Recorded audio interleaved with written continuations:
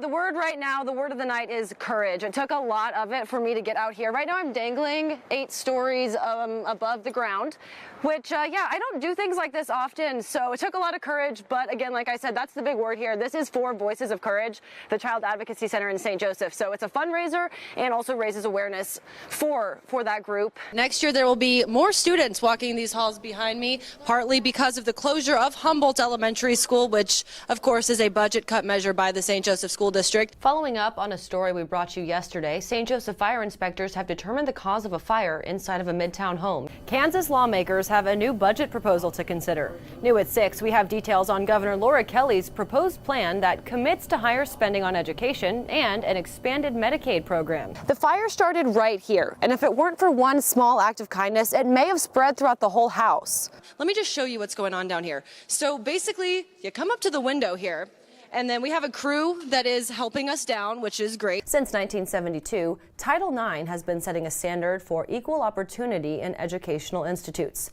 But it wasn't until recently that universities started using the amendment to deal with sexual violence and assault on campus. And one local company is offering free rides down to the game for local Chiefs fans with tickets. It might be helpful to fans worried about the winter weather or paying for parking. It's still coming down a little bit out here, and you know, like I mentioned, traffic is now just starting to pick up. It was moving along pretty slow this morning, but certainly allow yourself some extra time. Thousands of Atchison citizens and workers were told to stay inside and not use their air conditioning or furnaces after the chemical spill at MGP Ingredients near downtown. I talked to one man who evacuated. He described what it was like as the gas hung over his hometown before he left. But when I went out the front door, that's when I knew that how bad it really was, because I had to put a towel around my whole face, so I wouldn't breathe it in because it was burning my eyes and kind of took my breath and stuff like that. When a nuclear bomb goes, it makes a big cloud that goes up and then it spreads out.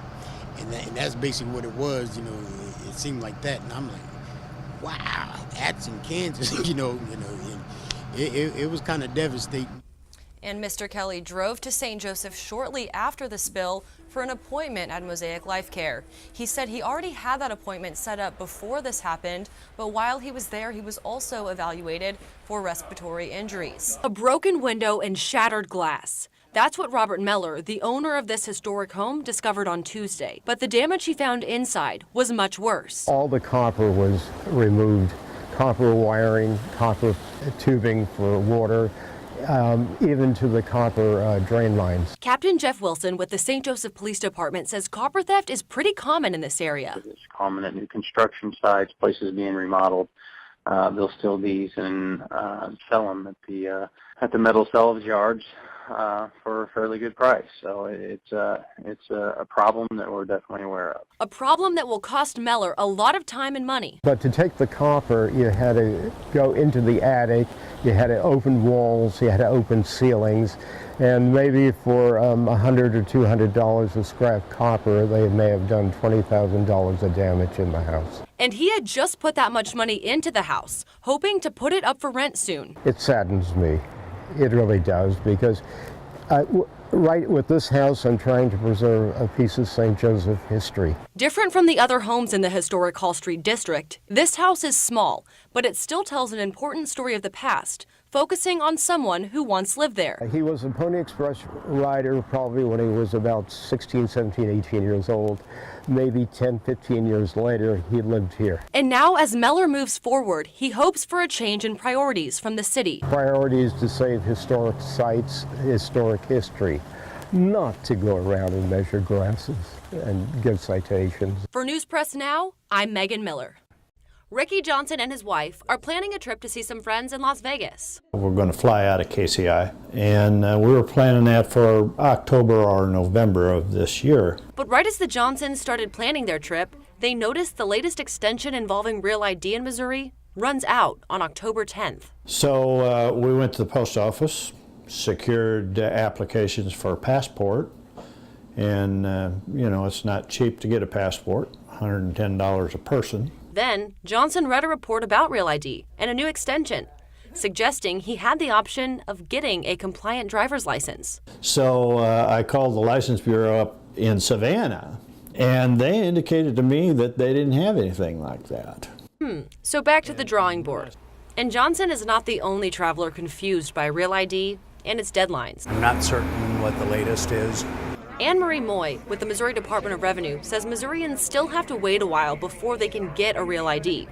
And the latest is a new extension. We're still awaiting a decision on that, but in the meantime, we know that if we don't get that extension granted by the October 10th deadline, the Department of Homeland Security has confirmed for us that all Missourians will continue to be covered under a grace period.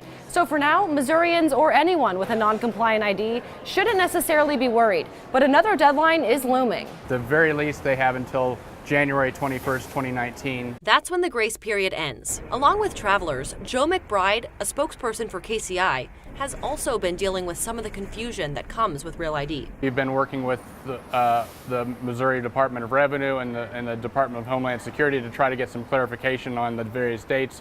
By March of 2019, the Missouri Department of Revenue hopes to achieve full implementation, allowing Missourians to get a Real ID if they so choose. We've cleared most of the hurdles at this point. Right now we are just in the process of just working out the logistics from an IT standpoint. Moy adds that it's not a surprise implementation has taken a while. The issue took some time to clear legislative hurdles because of privacy concerns. But now, Real ID is moving forward in Missouri. And the Johnsons, they are still going to Las Vegas. Now our planned trip is within the period of the extension, so we're probably not going to press the issue with the passport situation, since we can now use our regular driver's license to do that. So. And I'm just going to pull the lever. All right. Rappelling down an 8-story building takes a lot of courage.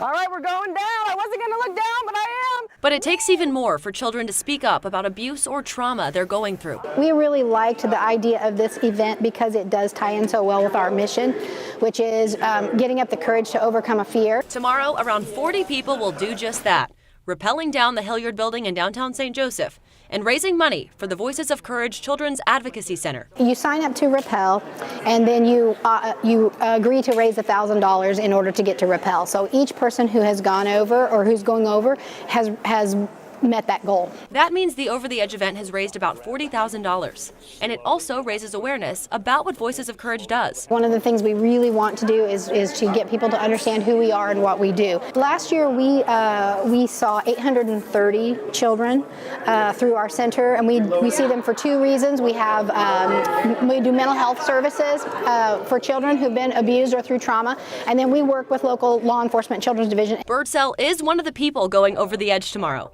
and she says it's taken a lot of courage to do so. I'm very nervous, I will be honest with you. I'm not a heights person. I don't like heights at all, so everybody says it's fun. All the ones that have gone over so far today have said, great fun, just gotta, it's kind of one of those deals, take that first step and you're good. For News Press Now, I'm Megan Miller. All right, got a great view of St. Joseph from up here.